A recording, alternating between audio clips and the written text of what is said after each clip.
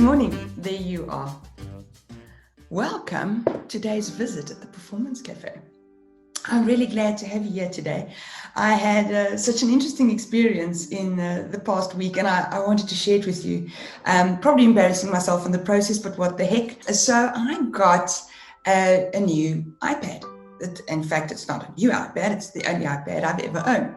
And so in the process of setting it up, of course, I had to introduce myself to Siri, and we had to do the voice checks and the recording. And I thought, well, this is actually so interesting. The technology's been around for a while, and I'm more of an Android user, and I do tend to use the Google Assistant every once in a while. It was so interesting. So I thought, well, let me set up Siri and see where we go. And of course, the first thing that I did was with Siri was thank her the moment that she completed an instruction. It was just so spontaneous. It was so automatic. It was kind of like, boom, boom, boom, thanks. And I was like, awkward. And that got me to thinking about how we interact as humans and how spontaneous it was to say thank you to a machine that neither needed the thanks nor, I think, responded with anything in any way. And the two things that I learned from this particular interlude was firstly that it is, I think, fairly spontaneous to be courteous. So a lot of people go, oh, I'm not mushy, I'm not empathic, I'm not kind. That's fine. You don't need to be those things because not all of us have that or feel the need to be that, or may even have had culturally that is really programmed into us when we're young. But I think the important learning here is that at some level, as individuals, as creatures that are actually built to interact socially with each other and depend on other people around us, I think a certain level of courtesy is required. And so I think back to how many times managers will say to me, oh, I just want to plug and play employees. They must just join the organization, find their spot, and they must play there. And it was kind of like, but hold on, what about the courtesy? What about checking in? Are you okay? Do you have everything that you need? Do you have anything, that I can help you with as your manager? As much as I promote empowerment, because I hate being mollycoddled, and I think that mollycoddling brings out our inner child, which also isn't a good thing. I also believe that there's a level of, let me just check in with that employee, or with all my employees, all my team members, and say, how are you doing and how's this going for you? Is there something that I can help you with? Because sometimes employees face difficulties just because of a lack of seniority. And I've seen that so much in the corporate world, that where someone who is really good at taking control of something, really good at managing something, and therefore is perfect for working in the corporate environment, actually suffers because they just don't have the seniority level to actually push through the last bit of whatever that project goal or task was.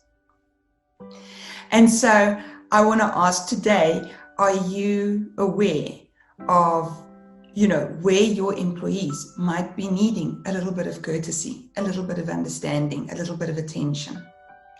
And I've used this example before, so please excuse me if it's come up in a previous video, but it's so interesting to me, this concept of plugging and playing and not wanting to care for. And I use the word care because I believe we should care, but I know that some people feel that's inappropriate. But we do need to pay some form of attention to employees. If you think about it, if you own something like a car, for example, you'll make sure it has fuel, oil, and water. You will take it for regular services. And what happens? Because of what you do, because of that investment, when you get into that car, it takes you where you need to go. Yes, it still needs guidance from you, but that engine and that bodywork is doing what it needs to do to get you from A to B.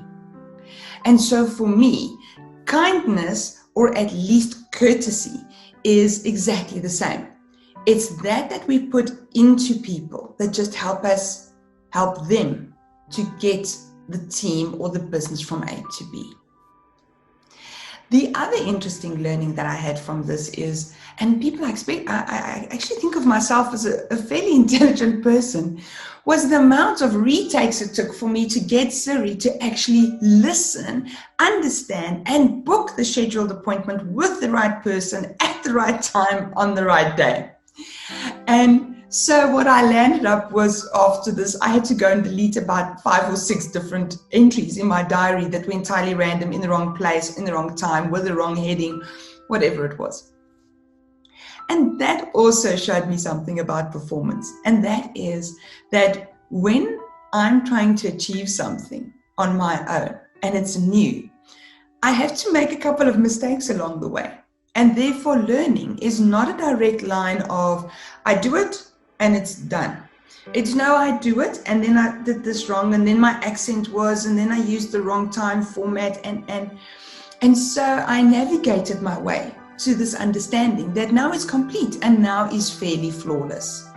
And I think that's something that we miss out as well with teams, is we'll see a performance issue, or we'll see someone erring at a task, and we'll go, well, I've told them. I don't understand why they don't understand. Well, obviously they don't understand. Try a different format. They've tried a different channel. Try maybe, taking a look at what kind of learner this person is. Visual learners like me, we like when you draw us drawings. It helps. The kinesthetics want to do something. Social learners really want people to collaborate in solving a problem and see what it is. How do they learn best to take up the message? But even then, it is still a little bit of trial and error, because the moment they get one thing right, they're exposed to the next level of complexity. And so therefore there can be new challenges. So I think very often go, that one's always a problem. That one's always asking questions. That one's always. Well, the question is not whether they're always asking questions. People who ask questions are trying to learn and grow. The question is, are they asking exactly the same question at the same phase about the same thing? Those are the people that we can actually then say, okay, here I sense there's a difficulty in grasping, in, fit for the role maybe. But people who ask questions are often people who want to understand, experiment, analyze, get to the whole picture before they proceed. And also remember, and I had such a lovely coaching session with one of my clients yesterday, and one of the topics that came up is that when you're new at something and you're trying to establish yourself, especially in a new role or in a new position or even a new organization entirely, you're going to want to check those boxes before you go ahead. It's just about respecting the gravity of the role that you have, and that you need to get things done right. So you're not going to rush in, as they say, where angels fear to tread. So me and Siri are now best friends, very close relationship. I'll be thanking her more often from now on. And I hope that I've been able to illuminate a little bit about courtesy, kindness, and reiteration in learning so that we can achieve the performance we need. As always, please like and subscribe to our YouTube channel. It is growing by the day. And also, please go and like, share, and comment, and add any topics you'd like me to chat about on LinkedIn and Facebook. And I also want to remind you, on Friday, we have our first Coffee Companion session. I'm very excited about that, and we'll be posting about that a little bit later today to introduce to you Leonie Fourie, who is a coach and specializes in resilience. And so she'll be our first Coffee Companion. Until then, I look forward to seeing you at the Performance Cafe.